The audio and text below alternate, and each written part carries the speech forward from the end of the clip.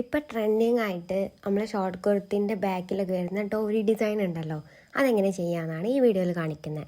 സാധാ പോലെ മെഷർമെൻറ്റൊക്കെ എടുത്തിട്ട് കട്ട് ചെയ്യുക. എന്നിട്ട് അത് നല്ല ഭാഗം വെച്ച് കഴിഞ്ഞാൽ ഞാൻ മെഷർമെൻറ്റ് എടുത്തത്, അതുകൊണ്ട് ഞാൻ മറിച്ച് ചീത്ത ഭാഗം ആക്കുന്നുണ്ട്.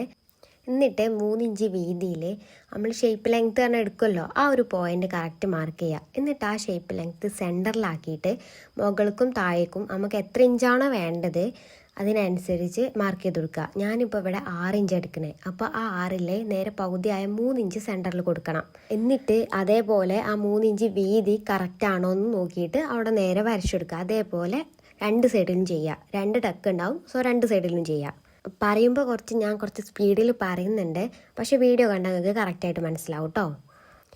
എന്നിട്ട് അത് 2 സൈഡിലും വരച്ച് കൊടുത്തതിന് ശേഷം നിവർത്തി വെച്ചിട്ട് നമ്മൾ ആ വരച്ച ലൈൻ ഉണ്ടല്ലോ അത് കറക്റ്റായിട്ട് വെട്ടി കൊടുക്കുക. ഞാൻ സെൻറ്ററിൽ ഒരു വെട്ട് ഇട്ടിട്ടാണ് പിന്നെ 2 സൈഡിലേക്കും വെട്ടുന്നത്. അപ്പം അങ്ങനെ ആകുമ്പോൾ നമുക്ക് വെട്ട് അപ്പുറത്തേക്കോ പോവാതെ കറക്റ്റ് ആ ലൈനുമേൽ തന്നെ വരും.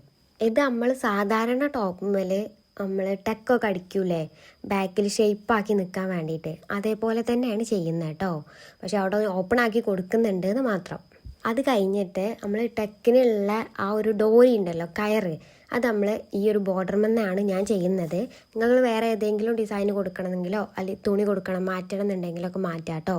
പിന്നെ അതിൻ്റെ നീളവും വീതി നമുക്ക് ഇഷ്ടത്തിനനുസരിച്ച് ചെയ്യാം. ഞാനിവിടെ അതിൻ്റെ വീതി ഏകദേശം 1 ഇഞ്ച് ആ ഒരു വീതിക്ക് എടുക്കുന്നത്. നീളം കുറച്ച് അധികം വേണം. ഞാൻ ആ ഒരു ബോർഡർ ഫുള്ളായിട്ട് എടുക്കുന്നുണ്ട്. പിന്നെ വേറൊരു ചെറിയ പീസ് നമുക്ക് ആ കയറിൻ്റെ ഉള്ളിലിടാനുള്ള ആ ഒരു ഗ്യാപ്പ് ഉണ്ടല്ലോ, അതിന് വേണ്ടിയിട്ട് എടുക്കുന്നുണ്ട് കേട്ടോ. അത് കഴിഞ്ഞിട്ട് പിന്നെ നെക്സ്റ്റ് അടിക്കാണ്. ആദ്യം നമ്മൾ ഡോറിക്ക് വേണ്ടിയിട്ട് 2 സൈഡും മടക്കുക.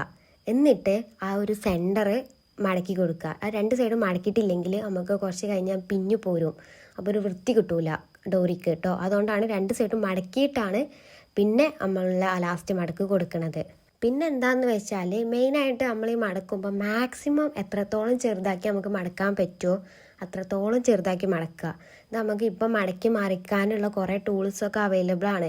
പക്ഷേ അത് ആരും ഇല്ലാത്ത ബിഗിനേഴ്സിന് എങ്ങനെ ചെയ്യാമെന്നാണ് പറയുന്നത്. അതുകൊണ്ടാണ് ഞാനിങ്ങനെ മടക്കിയിട്ട് ചെയ്യുന്നത് കേട്ടോ.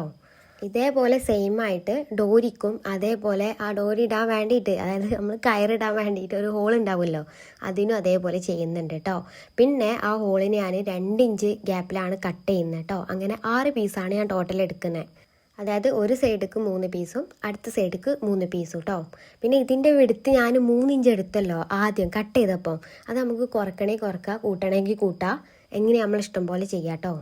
എന്നിട്ട് അത് നമ്മൾ കട്ടിട്ട് കൊടുത്തില്ലേ, ആ ഒരു ഭാഗത്ത് ഏറ്റവും മുകളിലായിട്ടുള്ള ആ ഒരു ഓപ്പണിൻ്റെ ഒരു മിനിമം 1 ഇഞ്ചെങ്കിലും അടിയിക്കാക്കിയിട്ട് ആ ഒരു ഡോറിൻ്റെ ഒരു ഹോളിന് വേണ്ടിയിട്ടുള്ളത് നമ്മൾ വെച്ച് കൊടുക്കുക. എന്നിട്ട് ഞാൻ ഫുള്ളത് ഓരോന്നും അഡ്ജസ്റ്റ് ചെയ്ത് പിൻ ചെയ്യുക ചെയ്തത്. എന്നാൽ പിന്നെ നമുക്ക് അത് അടിക്കുമ്പോൾ അങ്ങനത്തെ പ്രശ്നമൊന്നും ഉണ്ടാവില്ല, നമുക്ക് കറക്റ്റായിട്ട് കിട്ടും.